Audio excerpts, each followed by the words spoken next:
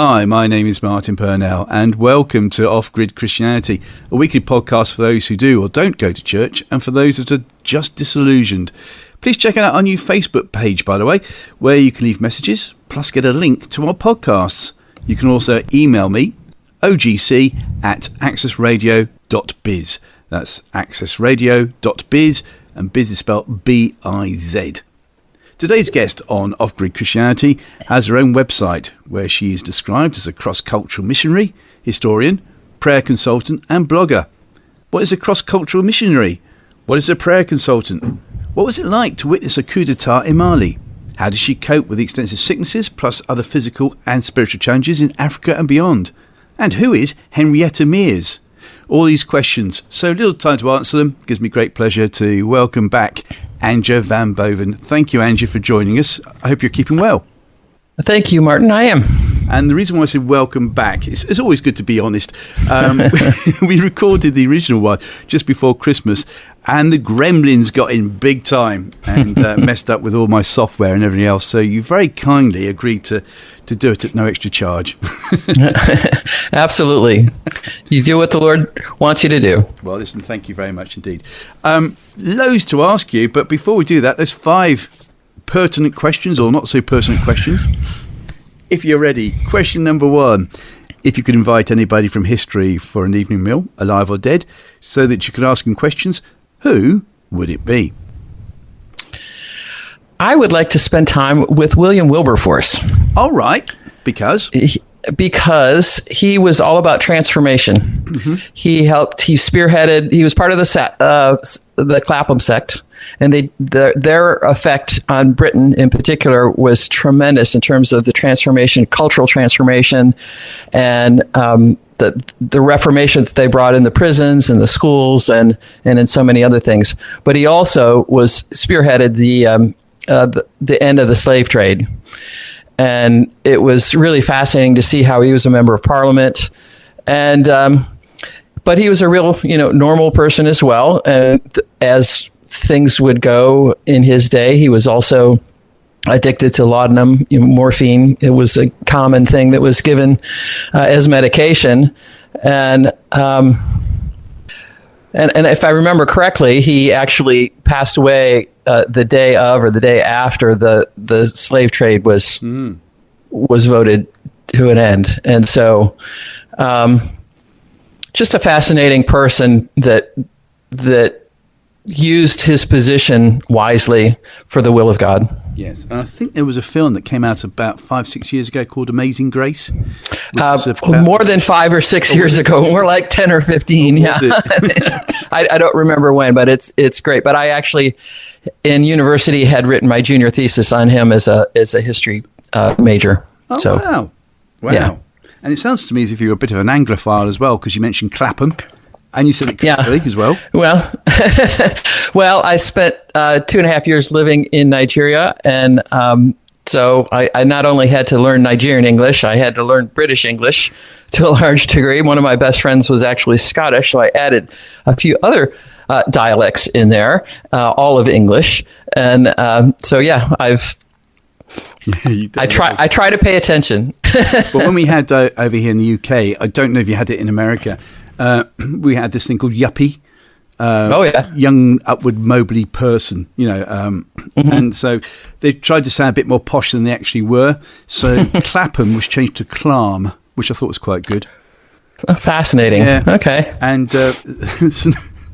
still makes me laugh. Streatham, right, became St. Wreatham. Okay. And Battersea, or Battersea as we would say, became Battersia. So okay.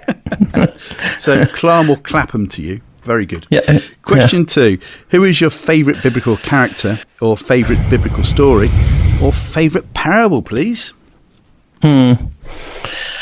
Well, there's a lot to choose from. And in terms of I kind of thought more about characters, and I really love David in so many ways and his love of worship and all of that. And yet in the practice of Christianity in my life, I think Paul is maybe the huge favorite. So somewhere in between the two, if that's allowed to do that. But they just both bring so much different kinds of genuineness, and I love the way Paul's mind works through his knowledge of the Word from the Old Testament and can bring it to life in the New Covenant, and make it practical for us. And I keep stumbling over new things. So he's got me in the first couple of chapters of Colossians right now, looking at the supremacy of Christ at a newer level. So in different translations, I've read over, anyway. So I'll let you have two. I'm in a good mood today. Question number 3. You could either be Prime Minister or President of the USA for this one. What do you want to go for? President. Okay. If you were President of the USA for a day and could change any law or impose a new law, what would it be, please, Andrea? Well, first of all, the way our government works, I really couldn't do it. Though I would just like to return to free speech. Okay. And that's something. I think the Twitter files are being released now by Elon Musk are helping very much to see a lot of the involvement of how Twitter and other Google and all these other people, Facebook, whatever, we're all have been in collusion to silence a lot of opinions. So all along that's the main thing I would love to see. Very good, very good. Question number 4. Outside of family events, what has been your most enjoyable day out to date, please, Andrea? Well, I actually had one just recently. It was actually kind of a combination of things. Probably the primary thing is when I can go out and I can take my camera. My phone will do. I make sure I keep one of the best, if not the best, phone cameras on my phone. That's a priority for me because I have it everywhere. And if you look at my blogs, you'll be able to see that I have photographs, most of which I have taken myself. I give photo credit when I haven't. And so I love to combine the words with the photo wherever possible. And just being able to capture the beauty of God and not actually other things. The mixed messages you get when you see.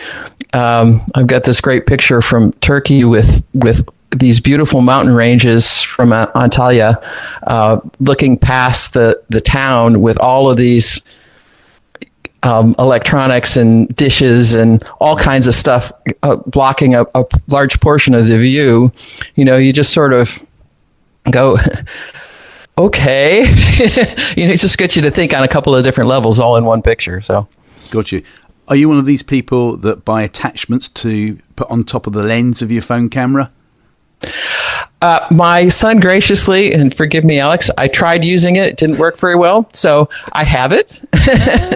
And I would like to take some time to do a little bit more. But if you've got a pretty good eye, you can get most of what you want the first time around, and then you can fiddle in the computer. I'm not very good at fiddling with adjusting in the computer, but I've got the basics down. So, but brilliant, fantastic. Yes, apparently the lens. I think there was a film director a few years ago made a very well-known movie, and it was all done on the iPhone, I think, by various people. Yeah. So it's amazing what can be done on it now. But I'm a Samsung fan. Anyway, go ahead. Good old Android. Well, the camera, I don't know what it is rated at the moment, but the one I have is the best on the market. So there you go. There you go. Yeah. I'm an Android person as well. But final question. What has been your most embarrassing moment to date, please, Andrea? Well, there's probably too many to think about, but I think I'll come back to a recurring one. And fortunately, I didn't even realize it happened until well after the fact recently. And that is my daughter and I have made it into a family rule or something. It's 2 out of 3, and that is when you're wearing trousers and you've got a zip and a button and a belt. You got to get 2 out of 3 done. So, and sometimes that can be quite embarrassing. But I've learned to just sort of take it in stride at this point. Good stuff. Well, listen, thank you very much indeed for that. As I said, there's so much to talk about and so little time in which to do it. And I want to take you all the way back to when you were in Mali. You've obviously referenced that you're already in Africa and Nigeria. What were you in Mali for? And tell us more about this coup d'etat that happened all around you and your family, please. Well, that was in 1990. I went out to Nigeria in 1981. I landed 2 weeks after my 23rd birthday. Wow. Taught school there for 2.5 years. Got married to another missionary who was serving in Côte d'Ivoire, American, on the first furlough. And that was in 83. And then we went ahead and we were there we ended up, when we came back, we were in charge of the ministry there for 15 months before we pioneered the ministry in Senegal for Campus Crusade for Christ, Life Ministries, I think it might be in the UK. And it's also Agape Ministry in places, so it has a lot of names. It's now Cru in the US. And we were there for 5 years, and then we went to Mali for the last 4 years of our time in Africa. And we were working in the area office there for Francophone Africa, helping supervise 14 countries, something in the teens. Yeah. Wow. My focus was prayer. We'll talk about that later on. So what actually happened with regard to the coup d'etat then? So, well, Kassim Keita was the head of crew of Campus Crusade. It's been so long now, I forget. It was 1990 was the coup d'etat. And I have a friend who affectionately referred to him as the Protestant Pope of Mali, because the president at the time had he had a Protestant representative, a Catholic representative, and a Muslim representative, and so they had met with the president. I'm forgetting months and everything now because it was so long ago. But they came back, and Kassim told the team, get out now and go pick up all the staples you need. Go find them. And this is the third poorest country in the world. It still tends to be, generally speaking. Right. One of my missionary sisters, gotta love her, she very astutely said, if you're in the right place at the right time with enough money, you can find anything in Bamako. And so you just you knew where to go and tried to do what so we stocked up, not excessively, but we knew, we would be able to take care of ourselves for a while. And then, sure enough, things started, So the military rose up, appropriately. The president I have no idea how many large bars of gold under his bed when they got in there. And fortunately they had, I believe it was a captain, I'm forgetting their names now, but he seems to be very, very much a righteous guy, and he helped transform the government into something else. Well, but going back to the actual events, where we lived there, it was a little bit more than a middle-class neighborhood, and depending on your scale of what you're looking at. But a block or more away was the secretary, or we call him the minister of education, lived over there. And during the night, we were checking out just sort of, do we have diapers? Because we had 2 little kids. Do we have, do we have passports? What do we have? Because we could hear shots flying, and I think that had started during the day when I was I was at home with the kids, and I just thought I could hear shots firing. I'm familiar with guns, so I'm pretty sure that's what that is. And I was able to just take the kids into a hallway where I realized that it would take an awful lot of ricochets to do anything to us by the time you got there. Okay. That part didn't last very long. I'd actually learned that tip from my Scottish friend. We'd been in Nigeria together. She was at that time in southern Sudan, in Juba. I got a letter from her that's what she did every night. She slept in the hall. So I thought, okay, well, hopefully we don't have to sleep there. But we made sure we had everything ready in case we had to go. We weren't quite sure where we were going if we went anywhere. So we knew the wisest thing was to just keep our heads down. And the American Embassy set up a whole secure system after the fact, very nicely, gave us directions of contact and where to go. But at that time, but I could hear at the Minister of Education's house, them, chipping at walls and whatever over there, breaking stuff. And so when things had died down, it didn't take too long. Within a day or two, I was able to go over there. And I could see they didn't just take the windows out of and the frames out of the doors. They didn't just take the doors off. They took everything out of the building, but they also took out the air conditioners. But when they took the air conditioners out, they actually took out the wires all the way down to the receptacle to get the whole thing out. So I thought, we angry people. Okay, keep your head down. Be wise about you. The kids later. A lot of destruction had happened, and things went from, orderly before the coup to basically anarchy, and not completely all bad, but the concept of democracy was actually anarchy. Instead of having, like we have here in the U.S., a representative republic. We don't have a proper democracy. They wanted vote. They wanted their will accomplished. But to watch all the buildings that had burned, taking the kids with me out that go driving down the broader streets, and they started almost a chant song. They go, "Oh, look, they burned, they burned, they burned there, they burned, they burned, they burned." It was like, okay, that's kind of what it looked like, and. So living through that was fascinating to sort of see, people's concepts of things. People would take the law into their own hands if they caught a thief, not always, and I didn't actually see the actual event, but I saw some of the aftermath and heard some things and went away. But if they caught a thief, they'd throw a rubber tire around them and light them on fire, and or they could stone them, just think, okay, it's kind of a anarchy. There you go. So how long were you there for, living through the coup d'etat? I left, let's see, for the whole time. I'm just trying to think year to year. No, I was just thinking how long the coup d'etat lasted.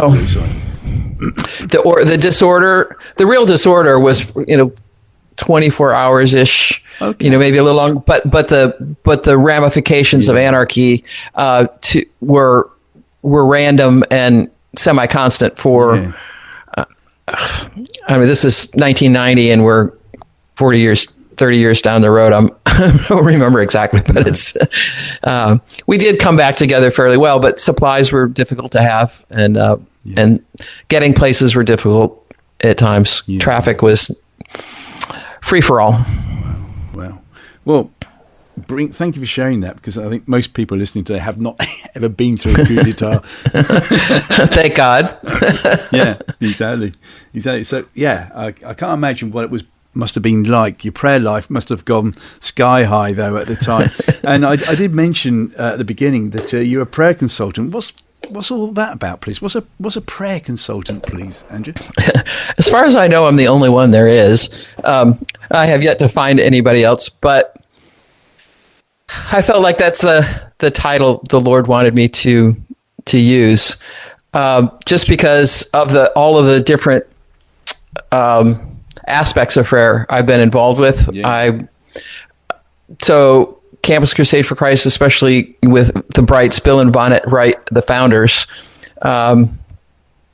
they learned a lot from Henry Ramirez that we'll get to later. But she was a huge, not just fan. She wouldn't do anything unless there was prayer, and Bill and Vonette had learned that. And so we had everybody that came on staff received a level of prayer training that kind of helps you understand a little bit more. And there's lots of different kinds of intercessors. So an intercessor is a go-between. It's like a lawyer between a judge and a client. Well, we're the intercessor between God and man and God's will. And so as we learn to listen to the Lord, our spoken word makes a huge difference in it's, we pray that your will be done on earth as it is in heaven. Yes. And so we need to be in the word to find out what God's will is. And granted, he doesn't talk about computers and the technology and, our life today, but he does talk about our life today in many ways, just without all of the modern accoutrements, about character and how we judge and make use of our time and different things like that. So, but then as we stand in the gap, we hear the person. Now I'm heading into all kinds of things because I've had several different kinds of training in prayer and even just in healing prayer. And so, so as a go-between, I've got one hand up and one hand down. We listen to the person, we find out what their issue is, and then we listen to the Lord and ask him, okay, what do you see here? How do you want us to proceed to help this person get free of whatever, whatever. Yeah. And it could be physical, emotional, spiritual, whatever that is. Or you look at society and, how do I pray? What would God like to see here? And so our spoken word, as God created the world through speech, he spoke it into existence, and Jesus was there and he is the word. When we speak, that's why we need to be really careful how we speak, because our negative speech, especially if it's against ourselves, we can self-curse all the time. Yeah. We have to learn to speak the truth about who God says we are, about what God says about any given situation. And so as we speak out, we can bring healing in God's direction, whether it's in all kinds of different ways. Yeah. Does it happen instantly? Depending on what it is, sometimes yes, sometimes no. And every individual is just part of the fuller puzzle of what's going on. So, so I've got training. I've helped plant a church. I've helped plant missions in Africa. I've helped other missions that I didn't necessarily plant help get their prayer strategy in order to help support their ministry. And so I've done that for churches and denominations. I've helped do just a lot of different things. So, well, it's good that you mentioned prayer, because I think that so often in life we think of prayer as just a request of like a shopping list of what we want from God, sort of thing, really. But also, so it can be that to a certain degree, but that's why I sort of made there's prayer, which is supplication, asking for things. Yes, and then there's intercession, where we're standing in the gap, transacting with the Lord for His will to be done. Got you, and that's what you're doing in that part, which I get, and that leads on then, because as you know that if you've been setting up churches and being heavily involved in promoting churches in whichever country, as you know, the title of our podcast is Off-Grid Christianity. And a lot of people, what motivates me is I know people personally who, make a massive, big profession to know Jesus, and they're going to do this and that for Jesus. And then about a year later, just when I'm thinking they've set themselves on fire spiritually, all of a sudden they've lost it. So what have you seen about people, who, would fall into the category of off-grid Christianity, and what would you say to them? I understand. I think I'd start there, because there's a difference between spirit-filled Christianity, where it's a vital, intimate relationship that you're developing with the Lord through the Word of God, through prayer, through worship, hugely important. A vital spiritual life on all levels, and then religion. And I'm pretty sure the off-grid Christianity people, probably 100%, are like, they're tired of the religion. There's rules. Yes, there are. What I like to think about it as principles, and we can talk more about that when we get to Henrietta Mears. But there are biblical principles that we're called to live by, and so you just look at the Sermon on the Mount, and Jesus says if you lust, you just do that by thinking about it. He just ups the ante all the way around, and so that helps us realize that there's no way we're going to make it on our own, and we need a savior.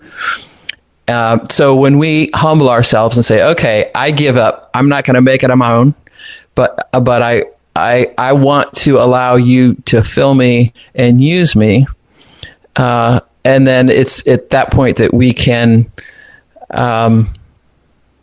We are empowered to have great improvement on the Sermon on the Mount and all kinds of things like that. We learn. I mean, I'm still learning. I've been at this over 40 years as a believer, actually over 45 as a believer. And so, yeah, you got to take it day by day and make the choices that, okay, I'm going to follow the Lord and his principles.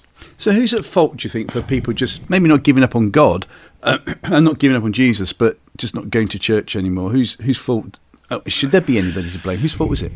Yeah, I wouldn't put fault. I think I'm kind of in a unique situation at this time, and I don't know how long it's going to last. I mean, I've obviously been in religious organizations and churches and denominations and different things, and I just left the church I was in because of inappropriate mixture of yoga with the church. And we can have that whole conversation another time. But yoga is part of the Hindu religion. Mm-hmm. That's the summary. And so the Lord finally, he just said, "You're out here." And then I started going to another denominational church just because they desperately needed a prayer consultant. And I was an answer to prayer. I am an answer to prayer. I'm there. And I was asked to join the church so that I could help more organizationally on some things. And fortunately, the pastor is a friend and he knows what I'm called to do. And as soon as he said that and he saw my face, I think he knew I couldn't join because their denomination is in upheaval. Mm-hmm. And so the Lord has me in this place right now, but I said, I'm a prayer consultant, so I can help you in all manner of ways, just not as a member, of the church. And so right now I'm out here. I've been aligned or had covering under or all those kinds of things. I'm air quoting here, for 40 some years. And he said, no, right now you're actually, what did he say the other day? It was, you're going to be an example of how you can interact across, because okay, excuse me, I'll back up a little bit. All of these categories we're talking about relate to religion and, I own you or you own whatever. It puts you in silos. Yeah. And the Lord said, I don't want you in any silo. I want you to be able to move freely between silos so that you can help break down the walls between these silos so that the remnant, first of all, can come together. And we can, as the great harvest has begun, but as we begin to formulate, I would be surprised if we have denominations, if we have all of these other things. I think there's going to be a lot more home groups. There's going to be a lot more different things going on that are different. So, and you've had some wonderful people on who don't necessarily align with anything in particular, but that's much more of a responsibility. I feel like for me, the Lord has allowed me to get to this place where he can trust me to be out here and do, it's 40 some years of trying to get there. He might have trusted me sooner, but I didn't trust myself. So yeah. I think we agree now. Yeah. that I can do this. So, I mean, that's the reason I joined a ministry in the first place, is I didn't really think I could trust myself as a young believer to be faithful to the Lord. I didn't have the head or heart knowledge of how to do that. And so, anyway, so he may tell me to go join something tomorrow. I don't know, but right now I think it's not. But we have to take thinking of principles. We cannot neglect the gathering of the brethren together. So even if it's just a small group, and it doesn't have to be a full worship service, just trying to find a way to connect. Yeah. And be able to minister to and with people, I think I know it's hugely important. Just staying home and being on the computer and watching something without any interaction. I'm not going to pass a total judgment and make any great declaration, but it's really, really hard to keep your life vital doing that for a huge length of time. I mean, we all did at some point for a while, but I think everybody who did that noticed this is harder than I thought. So I could ramble. Give me some direction. But no, I will, because I was hearing that's coming out of America at the moment. Is it called Dinner Church? Where I think people... I haven't heard of it. I believe... Well, that sounds a little bit to me like Alpha. It's a weekly Alpha in that case. Then my understanding of it was that people would come together and just like the breaking of bread, but make it like it doesn't have to be on a Sunday, it can be on a Saturday, whereby they'd all come together, have dinner, and then, I don't know, somebody might preach or whatever.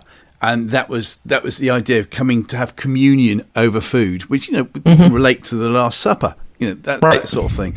That's a movement I've heard come out. I don't know if you've heard about it. I haven't heard of it, but I love it. And I believe I'll end up hosting something like that, or, I have parking situation around here that's not easy at my home. So hopefully somebody else will let me come in and be part of theirs. I don't know. We'll see what it looks like. Oh, right. Okay. And it doesn't have to be large. No. Yeah. No, exactly. It could even be, I don't know, a variation of Kentucky Fried Chicken or something like that. Couldn't it? Yeah. Well, I'm thinking numerically large. It doesn't have to be. Yeah. Brilliant. By the way, where are you based? Where are we speaking to you from? I'm in Wenham, Massachusetts, just north of Boston. Got you. What's the weather like there at the moment? It's maybe 40 degrees today and damp. So no snow. Not raining at the moment. No, usually we haven't even had anything plowable yet. Though my son's 45 minutes northwest of me, and he's had to plow a couple times already. Really? Yeah. Well, we're actually, for those that might be listening to this podcast and months later, we're actually recording this in the first week of January 2023. So you have had quite a bit of snow apparently in America. You've had a big, what was it called? Drop or something? Yeah. I can't remember what you call them. Yes. Were you affected by that? Lots of rain. Oh, right, but no snow. I'm right on the coast. Oh, so I mean, I don't have an ocean view by any means, but I'm right there. Well, I said also earlier on that you've been described as a cross-cultural missionary. What does that mean? Well, that's basically what you do when you go live and minister in another culture. So I was in several different cultures, but then what I love about the training that I received before I went over was they taught us a lot of different things. One of my favorite things, I'll tell you two of my favorite things, and then I'll explain the cross-cultural thing and the effect of it, is first of all, is always expect it to be different from what you expect it to be, because it is. And then the other thing is the missionaries that survive have a sense of humor, especially about themselves. Yeah. Self-deprecating sort of thing, you mean? Well, not to that extent, perhaps, but just having a realistic view of yourself and being able to laugh, because you will make cultural faux pas. And so you say, okay, well, hopefully I'm learning that right now. Don't have to repeat it. And so, it's a lot about being childlike in many ways, actually, which is quite different from self-deprecating, I hope. But then the training, one of the things that they told us is that when you let's say that your culture is a square, your home culture, and you go to a round culture, well, you can't fit a square in a circle if they're the same sizes, dimensions, whatever. So that's not going to work. But the longer you stay there, you wear off the corners a little bit. And so you can learn to fit in and be respected and work within the culture a whole lot better. But then when you come home, you're no longer a square. True. And so when you come home, and this is what I found bringing 2 children home and going to seminary, and I was actually in Hebrews 11 for, I can't remember if it was one of my classes or whatever, and it just really struck me, the great cloud of witnesses who they were longing for another place. Yeah. And that made it perfectly clear to me at some point, just that, heaven, I'm invested here. This is where God's called me. This is my home. However, I can long for when I don't have to be here anymore, and I can know where I'm headed, and I can be excited about both being here to accomplish His will for my life and achieve the destiny that He has for me, as well as being able to say, okay, when I'm finished, I can be like Paul and say, I ran the race. Yes. And Yes. Alluding to what was said beforehand, but also tying in with people who might be listening today who say, I just can't go back to church anymore. I just can't go back. I did mention that you've had some physical challenges in Africa and everything else. What physical challenge did you actually have, please, Andrea? What didn't I have? No, that's not that bad. I had a whole lot of different kinds of parasites. Probably the biggest and most influential that really helped wear my immune system down dramatically in my first 2.5 years was having an undiagnosed case of amoebic dysentery for 7 months. Oh, wow. And once that was finally diagnosed, then like this and all the other little hookworms and roundworms and whatever else you eat, giardia, whatever that you pick up along the way, which I've had all of them. The usual way to fix that is by taking a medicine called Flagyl. And for those of you out there who've ever had the occasion to take it, I hope you never do. It's a very unpleasant thing. For me, it would give me headaches and depression. But I knew if I didn't do this, then I'd have other things taking care of me. But one thing that I didn't have to take Flagyl for was the last big thing that I had was typhoid when I was in Nigeria, and ended my tour there recovering from typhoid. And it's a whole bunch of little buggies that eat your intestines up. And so I got over all of that. I think my intestines are in pretty good shape now, thanks to the grace of God. But I could not eat rich food for years. There were things that I just had to be really. My intestines took a long time to heal. Wow. Not to mention malaria on a regular basis. I could plan on planning a large event, and Qasim in particular, actually the other director did. Anyway, just gave us 2 or 3 days off afterwards. Just go rest, and I could just sort of plan on having malaria as my adrenals let down. But the good news is there's hydroxychloroquine. There's all kinds of things that you could take for malaria. Yeah. So that was great. So, well, that's good. You mentioned depression, and I'm sure there are people listening who can bear testimony to their depression as well, because of, for want of a better word, COVID. Being locked in for up to 2 years, or whatever. Mental health, I think, is going to be a major part of people's issues in years to come. Thank you for mentioning depression. Tell me more about it, please, and what you did. Well, that was just pretty much short term. I mean, it was a 10-day course of drugs, and so I did my course and got off it. That's not really the same thing. I've gone through some long-term difficult challenges, but emotionally, spiritually, and I found that my faith I would find myself feeling frustrated. I always had hope. I didn't feel, I don't know if I'd call myself depressed necessarily, but so it's not the same thing. But low, certainly. Oh yeah. Yeah. I mean, it's like, I can't move. I don't want to go anywhere. I just as soon isolate.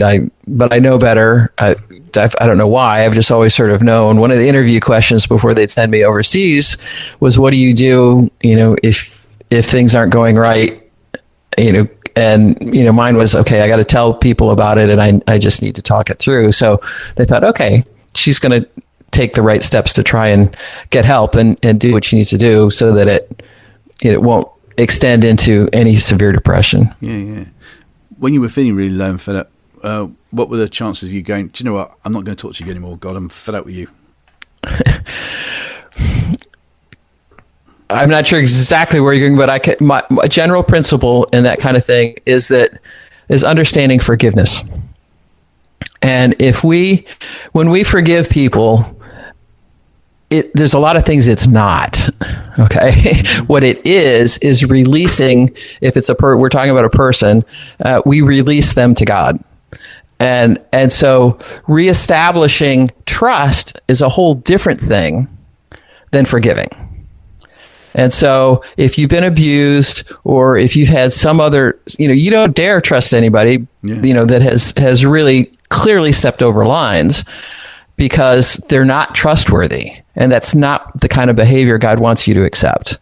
And so what you need to do is release them to God, take care of yourself, do the inner work that you need to do to receive the healing from the Lord. And I've done some therapy that I've received, but then I would always take that to a prayer team to help me work through and make sure that I did that in both the physical, emotional, and spiritual realms to be able to do that. And so that helps me bring a lot of that to the table when I'm helping other people. Yeah. So just to wrap this up then, basically, if someone's listening today who's feeling, I just don't want to talk to God anymore, all this has happened to me, I'm this real maelstrom of bleh. I don't know how you spell bleh, but you know what I mean. I do. What would you advise? So God never changes, and he's always good. The problem is the world, back in the garden, we stepped over the line and sin had an open door to enter the world. So we have generational problems on our side, and so do people on their sides.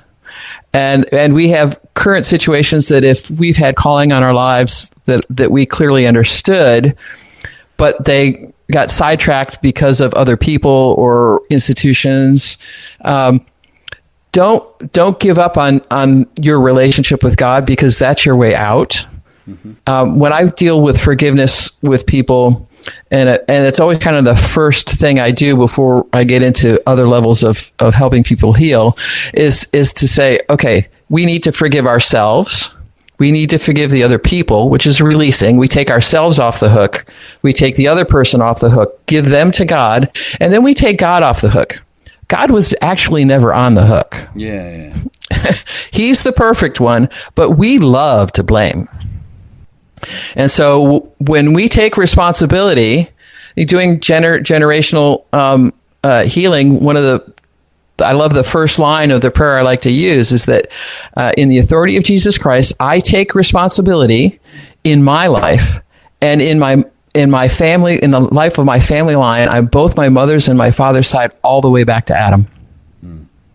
And so and then you go ahead and forgive all three of those things there, and I'll allow the Lord to deal with it. And so, so he's not the problem.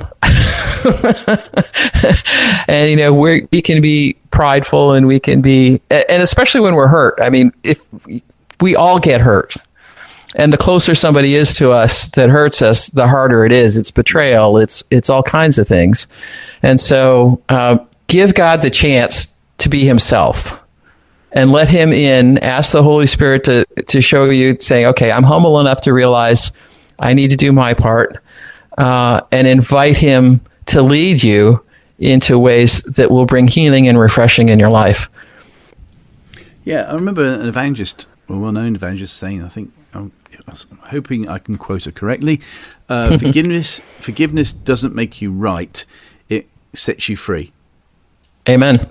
That's a great version of that principle. Absolutely. Yeah, wish I thought of that.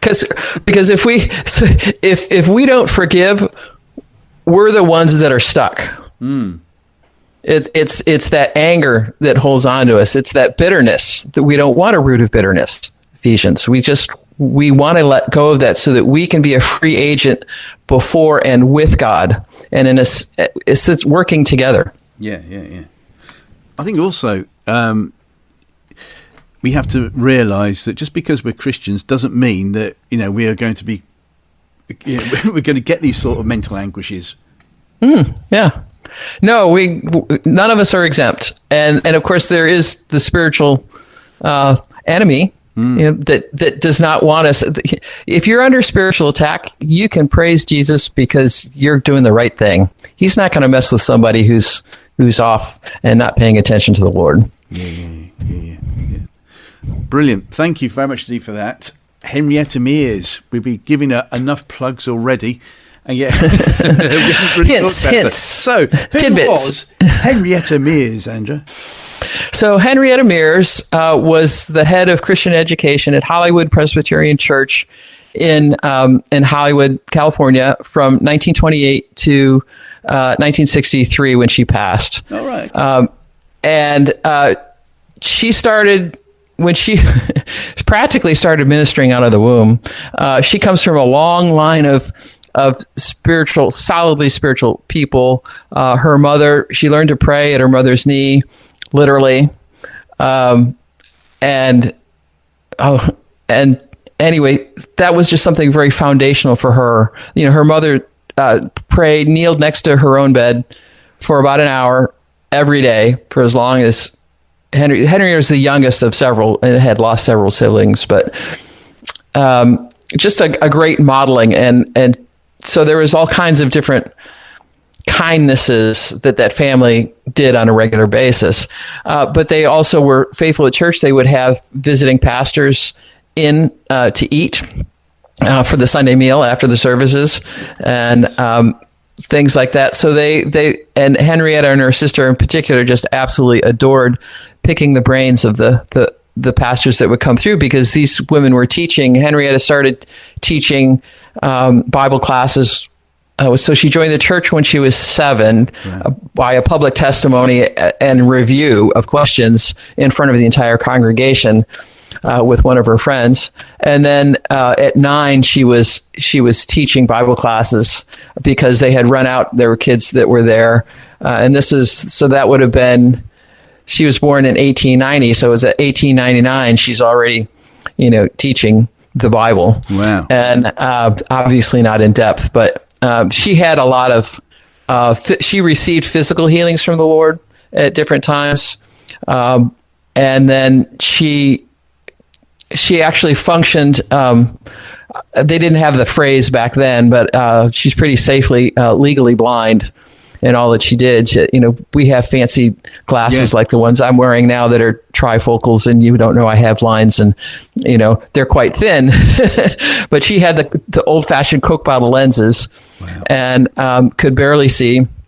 She had spent a lot of time researching journals and things she had, and she really didn't have personal journals. There's only one personal journal that I could find, and that was when she took a whole year off for a sabbatical, and she recorded a few things because she saved her eyesight to do her study so she could teach. Okay. And there's a lot of very fascinating things around all of that. She believed the Lord for a whole lot, and Bill Bright, the founder of Campus Crusade for Christ, and Billy Graham, whom I believe we all still know of, both said that she was the most influential person in their lives outside of their wives and mothers. Wow. And so while she was in California, she, and the story of her getting out there was fascinating in itself. But she got in there, and within, I'm a little rusty, I believe it took about less than 3 years. They went from 500 in Christian education on all levels. So this, we'll say college. Well, she actually did was the director of the adult Christian education too. So, but the children's education went from about 500 people to 6,000 people in 3 years. And people were driving back in the early 60s. No, where were we? No, sorry, in the 30s, late 20s, early 30s, they're driving 50 miles one way to get their kids to church, because she believed that she wanted to help kids. Well, she wouldn't call them kids. She respected them. They're not goats. They're children. They're human children. She was just fascinating, and she was very winsome. Everybody that I interviewed, I interviewed a lot of people in the mid 90s for the beginning of this. It was part of my thesis for Gordon Conwell.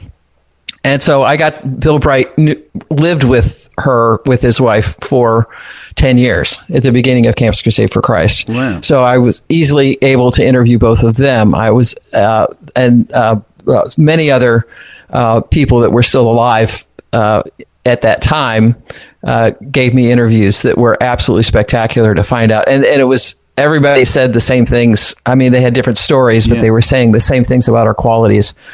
And so the way I look at her is that she would take biblical principles and how what I do with the back of the book too is there is an application section. I've never known anyone to put an application section inside of a biography. I never heard anybody be called a prayer consultant. I just try and do what I'm told.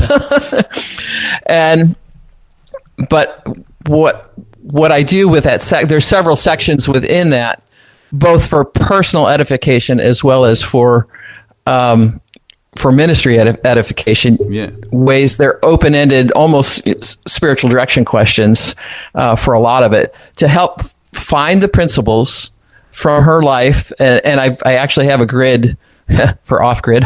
There you go. I create a grid that you can look at to sort of see, okay, these are the principles. This is what a spirit-filled, loving, person will do to walk with the Lord, and this is what God does. And so you find, on the grid, you kind of try and how do these things match? Well, you can see how it happened in her life, but then the application is about saying, okay, we're in 2023 now. How does that apply to us? I mean, she didn't have computers. She was dealing with mimeograph machines and telephones with cords. So there's just so many different things that you have to, sort of say, okay, what's the principle? And so that's what the questions do. Kind of help you think, how does this fit your particular situation? If you want to start a home group, what principles are you looking for?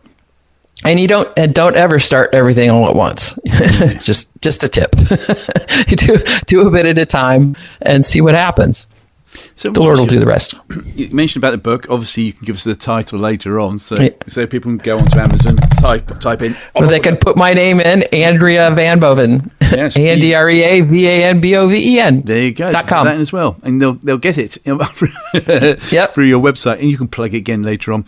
But what was your main motivation for writing the book? Well, it was initially my thesis. Okay, I was doing a degree in church history. And I knew I was going to have to write a thesis. And my prayer from the beginning was, Lord, I want to know the topic when I see it. Yeah. And so I was taking a class on women in church history. And forgive me for not remembering the name of the book, but it's a great book with, 150 or 300, I don't know how many, a lot of women in church history.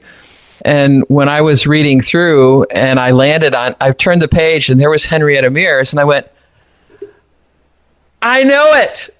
I see it. Eureka. because Bill and Vonette Bright, I'd been on staff with them of Campus Crusade for over 20 years by that point. And every time you would hear them talk with the full crowd, which they did every 2 years, they would always have a tribute to her and a discussion about her and the influence. And as I wrote, I realized, absolutely, Campus Crusade came right out of her stream completely. Oh, really? It's unmistakable. Right. And even the way Billy Graham did follow up and did all of his training and all that kind of stuff, that's, that he may have received some of that from somewhere else, but those were definitely her principles as well. So if you had to name one principle of Henrietta that you could share with us, what would it be? Well, love. She, you can't. Just a tip: if you don't do it, if you don't get yourself, right with God and get healed over through the bad things you've been through, it's harder to do. But she lived by the adage that everyone is dying for a drop of love, and the title of the book is A Little Drop of Love. And that's because it's unmistakable. I talked to people who became leaders, and I talked to people who worked alongside her, and I talked to people who were just in the college Sunday school class at the time. And to a person, they said she was winsome. When you were in her presence, she focused on you, and if she prayed for you, then she would discreetly ask later, how that thing is going without letting anybody else know what you prayed about. But she would check in with you. Just so many different things that she did. It just says a lot about and she did it genuinely. There's no question in my mind that there was a genuine love there. And, she came out of a strong family that helped teach that. But I can also let you know, you don't have to start there to get there. Yeah. It'd be nice to know if we could go back in time and say to Henrietta, okay, it's all very well bashing on about love, but what is your definition of love? So what do you think she'd say to some little person like me in my time machine? Well, it's being... It's 1 Corinthians 13. That's God's standard of love. And you look at Philippians 2, and that, Jesus he put everything aside to be God. Well, the Lord wants us to put ourselves aside, not we obviously can't become God in doing that, but the more we put ourselves off and put on Christ, biblical principle, we exchange, the more we exchange of our woundedness and we put on the righteousness of God and his healing power in our lives, the more we're able to live that out and be real. In other words, dying to self. There you go. Yeah. There's a previous episode with Brian Houston. And have a listen if you want to know more about what dying to self means. Wow. But less of us and more of them. Amen. Brilliant. Yay, John the Baptist. Yeah. Well, he did get a bit confused, a little bit. He sent somebody out to say, are you the one or are you the one to come? Or whatever. Well, he's human. What do you do when you're really faced with reality? It's like, I don't like this reality. He was human. That's a very good answer. I like that. Yeah. Well, this has been an absolute delight listening to you for the second time. Because I said right at the very beginning, after all our foibles of software and everything else like that. So it's been brilliant to learn more about Henrietta Mears. It's been great to listen to you. This has been a BCSC production. Don't forget to check us out on Facebook, Off-Grid Christianity. Two things. Firstly, please plug your book again, Andrea. And then secondly, I'd like you to then tell us who your Christian hero is. And if it's not Henrietta Mears, then I'll be very surprised. So we'll start with the business first. Yes, please. It's A Little Drop of Love. And the subtitle is Henrietta Mears, How She Helped Change a Generation, and You Can Too. It's on Amazon and all the other things. You can go to my webpage, Andrea Van Boven. That's Andrea V like Victor, A-N like Nancy, B like boy, O-V like Victor, E-N. I've been doing that a lot of my life, .com. And so you can find out a lot more about me there. You can see my blogs, which are I've been writing them for I'm getting close to 9 years now, weekly. Oh, wow. And I've at a couple of different points I've asked the Lord, can I stop? And he said no. So there you go. You'll see the changes in over the years, how things have evolved, and I've evolved.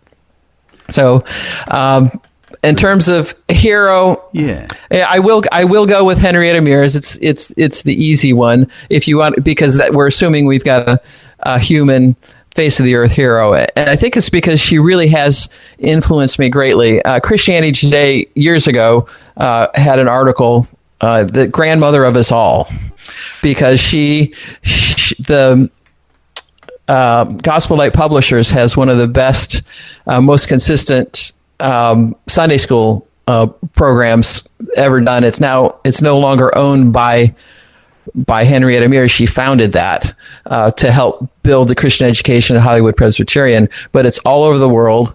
You or your children have probably gone through it if you're still involved in a church, almost anywhere in the world.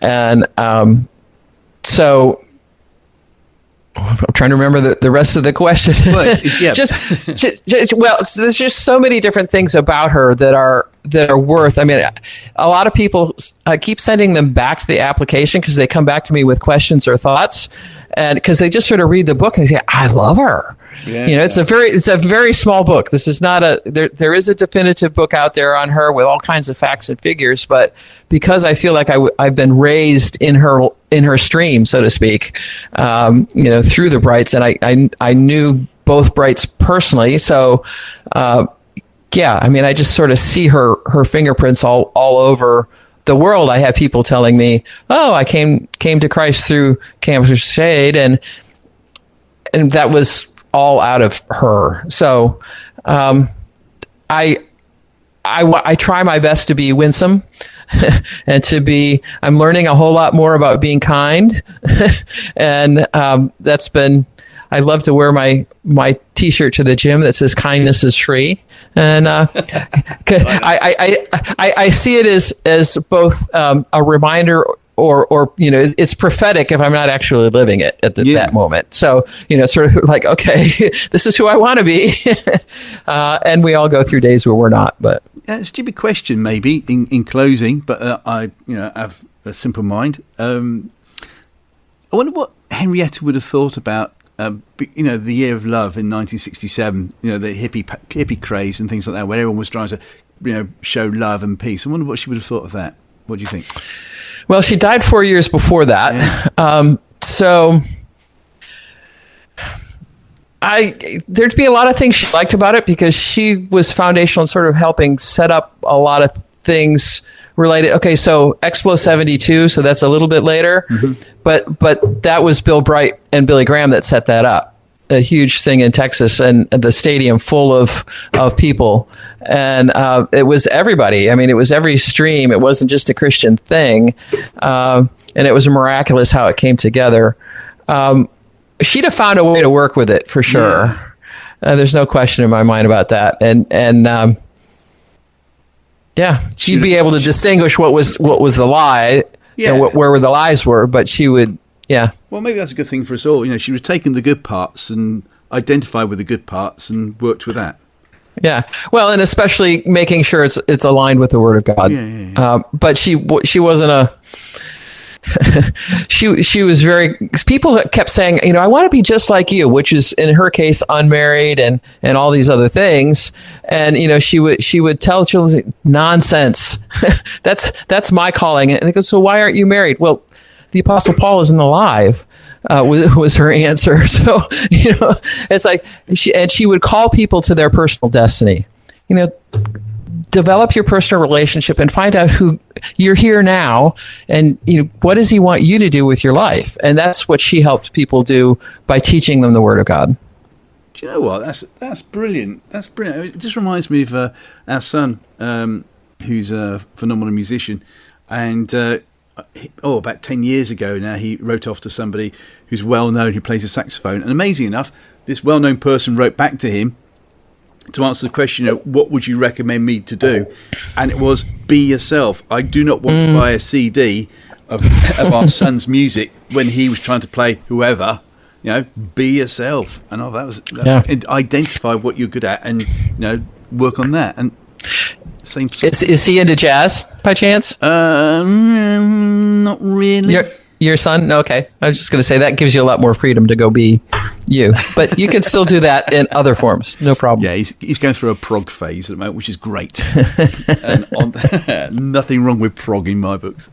And on that basis, listen, Andrea, it's been fantastic talking to you. Thank you so much for the time. And we must catch up again. And when the budget allows, I'll fly over and interview personally. How's that? That sounds like a plan. Or who knows? I may end up there. I've not been to Ireland yet. Well, so there you go.